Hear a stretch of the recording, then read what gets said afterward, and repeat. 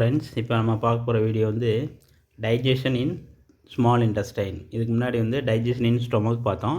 இப்போ ஸ்டொமக்குக்கு அடுத்து இருக்கக்கூடிய பார்ட் உங்களுக்கு தெரியும், இன்டெஸ்டைன். அதில் ஃபஸ்ட்டு பார்ட் வந்து ஸ்மால் இன்டெஸ்டைன் அப்படிம்போம். இதில் என்ன நடக்குது அப்படின்னு பார்ப்போம். இந்த ஸ்மால் இன்டெஸ்டைனுக்குள்ளே வந்து பார்த்திங்கன்னா இந்த பைல், அதாவது லிவர் செக்ரேட் பண்ணக்கூடிய சப்ஸ்டன்ஸு பைல். அதேமாரி பேங்க்ரியாஸ் செக்ரேட் பண்ணக்கூடியது பேங்க்ரியாட்டிக் ஜூஸ். அதேமாதிரி இன்டெஸ்டைனுக்குள்ளே இருக்கக்கூடியது இன்டெஸ்டைன் ஜூஸ். இந்த மூணு வந்து எங்கே வருது, released into the intestine, small இன்டெஸ்டைனுக்கு ரீச் ஆகுது. இங்கே வந்தோடனே இந்த ஸ்மால் இன்டெஸ்டைனுடைய இந்த மேஸ்குலார் அந்த தசை பகுதி இருக்குது பார்த்திங்களா, அது என்னென்னா ஒரு மூமெண்ட்ஸ், அதில் வந்து ஒரு அசைவு ஏற்பட்டு அந்த அசைவுனால என்ன ஆகுதுன்னா அங்கே இருக்கக்கூடிய ஃபுட்டும் அந்த செக்ரீஷன் என்ன ஆகுது, நல்லா தரவாக வந்து மிக்சிங் ஆகி ஸோ அந்த டைஜஷன் அப்படிங்கிறது ரொம்ப ஈஸியாக இந்த ப்ராசஸ் வந்து நடக்குது அப்படிங்கிறாங்க. புரியுதா? அப்புறம் இந்த பைல் சொல்கிறோம் பார்த்தீங்களா, அந்த லிவர் செக்ரீட்டான பைலில் வந்து என்னென்ன இருக்குது அப்படிங்கிறத பாருங்கள். It contains file pigments. File pigments அப்படின்னா அதில் ரெண்டு இருக்குது, பிலிருபின், பிலிருபிடின். ஸோ இது ஆக்சுவலாக இது பைல் பிக்மெண்ட்ஸ் எப்படி ஃபார்ம் ஆகுதுன்னா, இந்த ஹீமோக்ளோபின் ஆஃப் டெட் ஆர்பிசி இருக்குது பார்த்தீங்களா, அதாவது இறந்த இரத்த சிவப்பணுக்கள், அதனுடைய ஹீமோக்ளோபின் வந்து என்ன ஆகுது, பிரேக் டவுன் ஆகும். உடஞ்சி சிதைவடைகிறப்ப நமக்கு கிடைக்கிறது தான் இந்த பிலிருபிடின் அப்படிங்கிறது. ஸோ இது பைலில் இருக்கும்.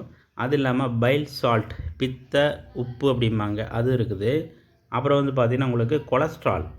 அப்புறம் இதோட என்ன இருக்குது உங்களுக்கு, இந்த கொலஸ்ட்ரால் அண்டு பாஸ்போலிபிட்ஸ், இதெல்லாம் வந்து இந்த பைலில் வந்து இருக்கக்கூடிய சப்ஸ்டன்ஸ். ஆனால் என்ன இருக்காது, பட் ஹஸ் நோ என்சைம்ஸ். இந்த பைலில் வந்து என்ன இருக்காது, என்சைம்ஸ் வந்து ஆப்சென்ட். புரியுதுங்களா? சரி, இப்போ பைலினுடைய வேலை என்னென்னா, helps in emulsification of fat. அதாவது ஃபேட்டை வந்து கொழுப்பு வந்து என்னது, பால்மம் அடையுது அப்படிங்கிற ஒரு நிகழ்வு நடக்கும். புரியுதுங்களா? அந்த கொழுப்பை வந்து எமல்சிஃபிகேஷன் பண்ணக்கூடிய ப்ராசஸ் வந்து பைல் பண்ணுது. அப்புறம் இந்த பைல் சால்ட் என்ன பண்ணுதுன்னா, reduce the surface tension of fat droplets and break them into small globules. அந்த அந்த என்னது உங்களுக்கு ஃபேட் ட்ராப்லெட்ஸ்னு என்னது, கொழுப்பு திவலைகளை வந்து என்னது, அதனுடைய சர்ஃபேஸ் டென்ஷனை ரெடியூஸ் பண்ணி அதை உடைச்சி ஸ்மால் குளோபியூல்ஸ், சின்ன சின்ன திவலைகளாக மாற்றுது இந்த பைல் சால்ட்டு. அப்புறம் இந்த பைலினுடைய வேலை அடுத்து என்ன சொல்லுதுன்னா, இந்த பைல் வந்து உங்களுக்கு ஆல்சோ ஆக்டிவேட்ஸ் த லிபேசஸ். இந்த லிபேசஸ்ங்கிற ஒரு என்சைம்ஸ் இருக்குது. அந்த லிபேஸை ஆக்டிவேட் பண்ணி அந்த லிபேஸ் வந்து எது மேலே வந்து டைஜஸ்ட் பண்ணுமா, லிப்பிட் மேலே டைஜஸ்ட் பண்ணுது. புரியுதுங்களா? அப்புறம் ப்ரோட்டீனும் பார்ஷியலி டைஜஸ்டட் ப்ரோட்டீன், அதாவது பார்ஷியலி டைஜஸ்டடு அப்படின்னால என்ன அர்த்தம், பாதி சரி டைஜஷன் ஆகிருக்குது. ஏன்னா உங்களுக்கு ஸ்டொமக்கில் வந்து கம்ப்ளீட்டாக டைஜஷன் நடக்காது. அந்த கம்ப்ளீஷன் டைஜஷனுங்கிறது எங்கே நடக்குது, அந்த ஸ்மால் இன்டெஸ்டைன்ஸ்லாம் நடக்கும். புரியுதுங்களா? சரி, இந்த பார்ஷியலி டைஜஸ்டட் ப்ரோட்டீன், அதுக்கு பேர் என்ன சொல்லுவாங்கன்னா சைம் அப்படிம்பாங்க. புரியுதுங்களா? இது ரெண்டு எங்கே வருதுன்னா, ஆன் ரீச்சிங் தி இன்டெஸ்டைன், ஸ்டொமக்லேருந்து எங்கே வருது, இன்டெஸ்டைனுக்கு வருதா. ஸோ அது பூரா என்னது, acted upon by the proteolytic enzyme. அங்கே ஒரு என்சைம் இருக்குது. என்ன என்சைமு, புரோட்டியோலைட்டிக் என்சைம்ஸ். அது வந்து எதில் இருக்கும், பேங்க்ரியாட்டிக் ஜூஸில் இருக்கும். ஸோ இந்த பேங்க்ரியாட்டிக் ஜூஸில் கூடிய என்சைம் வந்து எது மேலே ஆக்ட் பண்ணுது, இந்த ஷைம் மேலே ஆக்ட் பண்ணும்.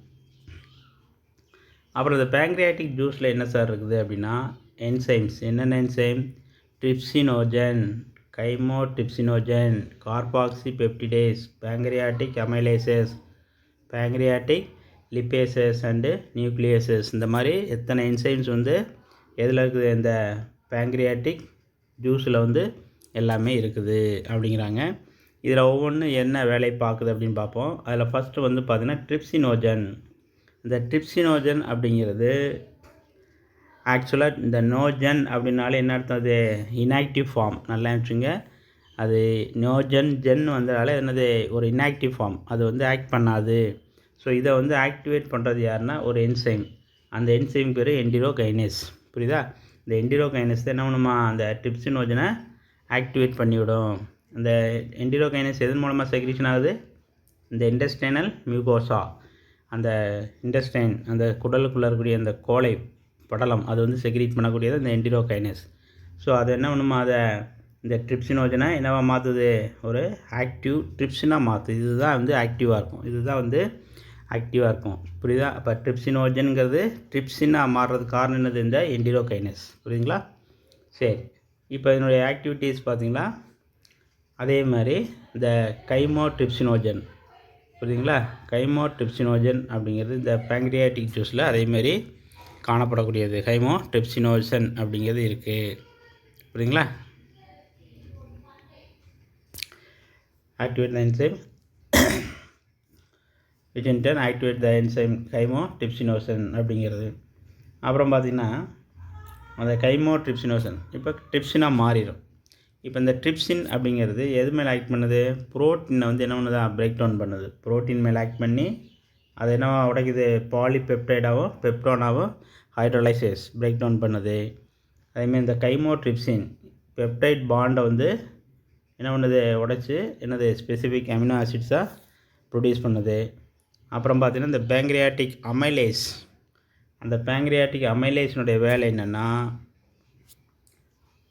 Converts glycogen starch into maltose. கிளைக்கோஜனையும் அண்டு ஸ்டார்ச்சையும் என்ன பண்ணுது? கன்வெர்ட் பண்ணி என்னவா மாற்றுது? உங்களுக்கு மால்டோஸாக மாற்றுது. புரியுங்களா? அப்புறம் லிப்பேஸ் எது மேலே ஆக்ட் பண்ணுது? ஃபேட் மேலே ஆக்ட் பண்ணுது. ஏற்கனவே சொல்லியிருக்கேன், லிப்பேஸுங்கிறது ஃபேட் மேலே ஆக்ட் பண்ணி அண்டு ஹைட்ரலைஸ் பண்ணி அதை எப்படி மாற்றுது? இன்ட்டு ஃப்ரீ அமினோ ஆசிட்டாகவும் மோனோக்ளிசரைடாகவும் கன்வெர்ட் பண்ணிடுது. இப்போ மோனோக்ளிசரைடு வந்து எகெயின் ஃபர்தர் ஹைட்ராலைஸ்டு அப்படின்னா அடுத்த பிரேக் டவுன், அது வந்து மறுபடியும் என்ன ஆகுது? பிரேக் டவுன் ஆகுது. பிரேக் டவுனாக என்னவா மாறுது? ஃபேட்டி ஆசிட்டாகவும் கிளிசராலாகவும் கன்வெர்ஷன் ஆகுது. ஸோ அது அடுத்து நியூக்ளியஸ். இந்த நியூக்ளியஸ்னு வந்துட்டாலே என்னது? நியூக்ளிக் ஆசிட் மேலே தான் இது ரியாக்ட் பண்ணும். இந்த என்சைம் வந்து பார்த்திங்கன்னா எதை பிரேக் பண்ணது? Nucleic acid. அதாவது நியூக்ளிக் ஆசிட்ங்கிறது டிஎன்ஏ நம்ம படிச்சிருப்போம். அந்த டிஎன்ஏங்கிறது என்னது? நியூக்ளியோடைட்ஸ் ஃபார்ம் ஆகிருக்கும். ஸோ அந்த நியூக்ளிக் ஆசிட் மேலே ஆக்ட் பண்ணி அதை அந்த நியூக்ளியோசைடாக வந்து என்னது? பிரேக் பண்ணி விடுது. ஸோ அந்த நியூக்ளிக் ஆசிட் அப்படிங்கிறது டிஎன்ஏ நம்ம ஏற்கனவே படிச்சிருக்கோம், ஸ்ட்ரக்சர் ஆஃப் டிஎன்ஏ படிச்சிருக்கோம். அந்த நியூக்ளிக் ஆசிட் அந்த டிஎன்ஏவை அதுக்குள்ளே இருக்கக்கூடிய நியூக்ளியோசைடெல்லாம் பிரேக் பண்ணி விடுது இந்த நியூக்ளியேசஸ் அப்படிங்கிற என்சைம். அப்புறம் பார்த்திங்கன்னா இந்த செக்ரீஷன் ஆஃப் ப்ரூனர்ஸ் கிளாண்ட் ஒன்று இருக்குது பார்த்திங்களா? இது வந்து என்ன பண்ணுதுன்னா அந்த செக்ரீஷன் ஆஃப் இண்டஸ்டைனல் கிளாண்ட்ஸ் அதோடு சேர்ந்து இண்டஸ்டைனல் ஜூஸாக மாறுது. அல்லது அதுக்கு பேர் என்னது? சக்கஸ் சென்ட்ரிகஸ்னு பேர். இந்த சக்கஸ் சென்ட்ரிகஸ் என்ன செய்யுதுன்னா அந்த என்சைம்ஸ் இந்த இண்டஸ்டைனல் ஜூஸில் இருக்கக்கூடியது என்னென்ன? Maltase, lactase, sucrase, peptidase, lipase, nucleosidases. இந்த ஏஎஸ்சிஎஸ்ன்னு முடியும் எல்லாமே பார்த்திங்கன்னா ஏஎஸ்சிஎஸ்ன்னு முடியுது. அப்போ ஏஎஸ்சிஎஸ் முடியுது பூராமே என்சைம்ஸுங்க ஞாபகம் வச்சுக்கோங்க. ஸோ இது வந்து என்ன ஆகும்னா அதனுடைய சப்ஸ்டன்ஸ் மேலே ஆக்ட் பண்ணும். புரியுதுங்களா? அது மேலே ஆக்ட் பண்ணக்கூடியது எல்லாமே இந்த ஏஎஸ்சிஎஸ்ன்னு முடியதெல்லாம் பாருங்கள். இப்போ உங்களுக்கு அதில் இங்கே பார்த்தாலே தெரியும் உங்களுக்கு. இப்போ அந்த சப்ஸ்டன்ஸ் பேர் மால்டோஸ், அந்த என்சைம் வந்து மால்டேஸ். ஸோ அது என்னது? இந்த மால்டோஸ் என்னவா பிரிக்குது? குளுக்கோஸாக பிரிக்குது, கன்வெர்ட் பண்ணுது. சுக்ரோஸுங்கிற சப்ஸ்டன்ஸ் மேலே சுக்ரேஸ் அப்படிங்கிற என்சைம் ஆக்ட் பண்ணி அதை குளுக்கோஸாகவும் ஃப்ரக்டோஸாகவும் கன்வெர்ட் பண்ணுது. அடுத்து நெக்ஸ்ட்டு வந்து என்னது? உங்களுக்கு லாக்டோஸ். அந்த லாக்டோஸ் மேலே எது ஆக்ட் பண்ணுது? லாக்டேஸ். அதை ஆக்ட் பண்ணி அதை குளுக்கோஸாகவும் கேரக்டோஸாகவும் செப்பரேட் பண்ணுது. அப்புறம் இந்த டைபெப்டைட்ஸ், ட்ரைபெப்டைட்ஸ் இது மேலே பெப்டிடேஸ், இந்த என்சைம் வந்து ஆக்ட் பண்ணி அமினோ ஆசிட்ஸாக கன்வெர்ட் பண்ணி கொடுக்குது. அப்புறம் நியூக்ளியோடைட்ஸ் மேலே நியூக்ளியோடைடிடேஸ், இது வந்து என்ன பண்ணுது? Nucleoside phosphoric acid. அதாவது நியூக்ளியோடைடு அப்படிங்கிறது உங்களுக்கு தெரியும், பாஸ்பேட்டும் நியூக்ளியோசைடும் சேர்ந்தது தான் அது ரெண்டாக தனித்தனியாக பிரிக்குது. அடுத்து நியூக்ளியோசைடு அப்படிங்கிறது எது சேர்ந்தது? சுகரும் நைட்ரஜன் பேஸ். அப்போ இது மேலே ஆக்ட் பண்ணிச்சுன்னா என்ன ஆகுது? உங்களுக்கு இந்த நியூக்ளியோசைடு இதை சுகராகவும் நைட்ரஜன் பேஸாக பிரிச்சிடுது, தனித்தனியாக பிரிக்குது. அப்புறம் இந்த மோனோக்ளிசரைடு, டைக்ளிசரைடு மேலே லிப்பேஸ் ஆக்ட் பண்ணுது, அதை ஃபேட்டி ஆசிட்ஸு கிளிசராலாகவும் செப்பரேட் பண்ணி அதை தனித்தனியாக கொடுத்துருது. புரியுங்களா? சரி, இப்போ இந்த மியூக்கஸ்னால் என்னது? இந்த கோழைப்படலம்னு சொல்லுவோம் பார்த்தீங்களா, கோழை பொருள். அதுவும் along with the bicarbonate ions from the pancreas, அந்த கணையத்திலேருந்து வரக்கூடிய மியூக்கஸ், அந்த பைகார்பனேட் அயான்ஸ் இது என்ன பண்ணுதுன்னா ப்ரொவைட் அண்ட் ஆல்கலைன் மீடியம். ஒரு பேசிக் ஆல்கலைன் என்ன அர்த்தம்? பேசிக் ஸ்ட்ரக்சர். பேஸ்னு என்னது? பிஹெச் வந்து 7க்கு மேலே இருக்கும், அதான் 7.8. ஒரு ஆல்கலைன் நேச்சர். எதுக்கு? For the enzymatic action. So enzyme வந்து ஆக்டிவாக இருக்கணும்னா அங்கே வந்து ஒரு ஆல்கலைன் நேச்சர் வந்து மெயின்டைன் ஆகணும். ஸோ அதுக்கு வந்து இந்த பைகார்பனேட் அயான்ஸு எங்கேருந்து வந்து பேங்க்ரியாஸ் வந்து அதை ப்ரொடியூஸ் பண்ணி கொடுக்கும். புரியுங்களா? So as a result of digestion என்ன ஆகுது, ஆல் மேக்ரோ மாலிகுல்ஸ், இதில் இருக்கக்கூடிய எல்லா மேக்ரோ மாலிகுல்ஸும் என்ன ஆகுது அப்படின்னா, அப்போ அந்த மேக்ரோ மாலிகுல்ஸு அதனுடைய ஃபுட்டு பூரா என்னவா கன்வர்ஷன் ஆகுது, அதனுடைய மோனோமெரிக், அதாவது ஸ்மாலர் மாலிகுல்ஸாக வந்து கன்வர்ஷன் ஆகுது. புரியுங்களா? இப்போ வந்து பாருங்கள், ஃபார் எக்ஸாம்பிள் கார்போஹைட்ரேட் இருக்குது.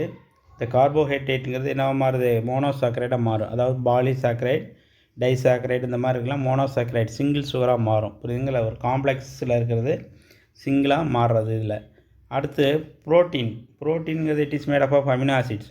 அப்போ ப்ரோட்டீன்ங்கிறது என்னது, ஒரு லட்டு மாதிரி. அந்த லட்டு உடைச்சா பூந்தி வருது இல்லை, அதேமாதிரி ப்ரோட்டீனை உடைச்சா அமினோ ஆசிட்ஸ் செப்பரேஷன் ஆகுது. அடுத்து வந்து பார்த்திங்கன்னா லிப்பிட்ஸ் வந்து என்னவா மாறுது உங்களுக்கு, லிப்பிட்ஸ் வந்து பிரேக் டவுன் ஆகி ஃபேட்டி ஆசிட் கிளிசராலாக மாறுது. ஸோ டைஜஷனில் எது என்னவா கன்வர்ஷன் ஆகுதுங்கிறது தான் இதில் சொல்லியிருக்காங்க. ஸோ இப்போ எல்லாமே என்னது, சிம்பிள் சப்ஸ்டன்ஸாக மாறிடுச்சு. ஸோ த சிம்பிள் சப்ஸ்டன்சஸ் இப்போ ஃபார்ம் ஆனது பூரா என்ன ஆகுது, அந்த ஸ்மால் இன்டெஸ்டைன் அதில் இந்த சிஜீனம் இலியம், புரியுங்களா, அந்த ரீஜனில் வந்து என்ன ஆகுது, எல்லாமே இது அப்சார்ப் ஆகுது. இந்த சப்ஸ்டன்ஸ் பூரா அப்சார்ப்ஷன் ஆகுது, இந்த ஸ்மால் இன்டெஸ்டைனில் அப்சார்ப்ஷன் ஆகுது. புரியுங்களா? அண்டு இந்த அன்டைஜஸ்டட் அண்ட் அன்அப்சார்ப்டு சப்ஸ்டன்சஸ், இந்த டைஜஷன் ஆகாத சில பொருட்கள் இருக்கும், அதேமாதிரி அப்சார்ப் பண்ணாமல் சில சப்ஸ்டன்ஸ் இருக்கும். இது பூரா என்ன ஆகுதுன்னா உங்களுக்கு ஆர் ப்ரொப்பல்டு, எங்கே போகுது, ப்ரொப்பல்டுன்னு என்னது, லார்ஜ் இன்டெஸ்டைனுக்கு போய் சேருது. ஸோ லார்ஜ் இன்டெஸ்டைன் போயாச்சு. இப்போ ஸ்மால் இன்டெஸ்டைனில் டைஜஷன் முடிஞ்சு அப்சார்ப்ஷன் முடிஞ்சு இப்போ அந்த வேஸ்ட்டு மற்றபடி அந்த அன்அப்சார்ப்டு மெட்டீரியல் எங்கே வருது, லார்ஜ் இன்டெஸ்டைனுக்கு வந்தாச்சு. இப்போ இந்த லார்ஜ் இன்டெஸ்டைனில் என்ன நடக்குது அப்படிங்கிறத பார்ப்போம். The activities of gastrointestinal tract carried out by the neural hormonal control for proper coordination of different parts. அதாவது என்ன அந்த ஆக்டிவிட்டிஸ், இப்போ இதுக்கு முன்னாடி நடந்த எல்லா ஆக்டிவிட்டீஸும் பார்த்தீங்கன்னா, இந்த கேஸ்ட்ரோ இன்டெஸ்டைனல் ட்ராக்டில் நடந்த எல்லா ஆக்டிவிட்டீஸும் எதனால் கண்ட்ரோல் ஆகுங்கிறாங்க, நியூரல், அதாவது நரம்பு மற்றும் ஹார்மோன்களுடைய கண்ட்ரோல் மூலமாக தான் இது எல்லாமே கோஆர்டினேட் பண்ணி நடக்குது அப்படிங்கிறாங்க. அப்புறம் இந்த கேஸ்ட்ரிக் அண்ட் இன்டெஸ்டைனல் செக்ரீஷன், அதாவது அந்த கேஸ்ட்ரிக்னு என்ன அர்த்தம், அந்த ஸ்டொமக்கில் செக்ரீஷன் ஆனதும் இன்டெஸ்டைனில் செக்ரீஷன் ரெண்டுமே வந்து பார்த்திங்கன்னா ஸ்டிமுலேட்டட் பை நியூரல் சிக்னல்ஸ், அதுவும் நரம்பு தூண்டல்கள் மூலமாக தான் அந்த செக்ரீஷனுங்கிற ப்ராசஸ் நடக்குது. So the hormonal controls of secretion of digestive juices is carried out by local hormones produced by the gastric and intestinal mucosa. புரியுங்களா? இதில் என்னென்ன அப்படிங்கிறத இது வரைக்கும் பார்த்துருப்போம். இப்போ வந்து என்னென்னா உங்களுக்கு ஸ்மால் இன்டெஸ்டைன் முடியுது. இது வந்து பார்த்திங்கன்னா உங்களுக்கு ஸ்மால் இன்டெஸ்டைன் இது வரைக்கும் முடியுது. புரியுதுங்களா? என்னென்ன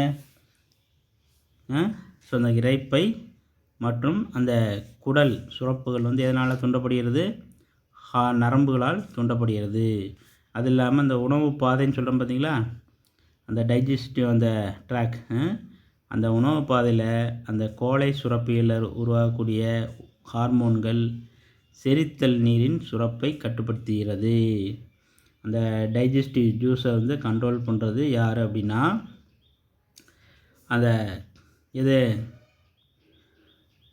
அந்த ஹார்மோன்ஸ், புரியுதுங்களா, ஹார்மோன் கண்ட்ரோல் அதுதான் கண்ட்ரோல் பண்ணுது. புரியுதுங்களா? ஸோ இதோட என்னென்னா உங்களுக்கு எது முடியுது, டைஜஷன் இன் ஸ்மால் இன்டெஸ்டைன் முடியுது. நெக்ஸ்ட் வீடியோ நெக்ஸ்ட் டாப்பிக்கில் பார்ப்போம். Thank you students.